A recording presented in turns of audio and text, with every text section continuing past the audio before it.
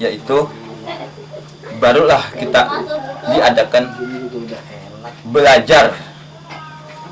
Ya, yang pertama, jurus pertama ini cuma hanya jurus lenggang atau jalan 6 pengasinan. Untuk yang kedua dan ketiga, yang selanjutnya mungkin banyak lagi pelajaran-pelajaran yang perlu dipelajari. Sekian dari saya. Apabila ada yang ingin membutuhkan silat pengasinan atau yang bermaksud silat pengasinan, itulah syarat-syaratnya.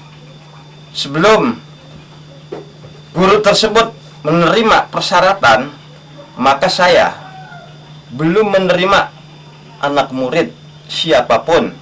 Seandainya berapapun untuk membayarnya, saya tidak terima sebelum dia bersyarat yang untuk diperlukan, yang diikuti dari zaman nenek moyang kita.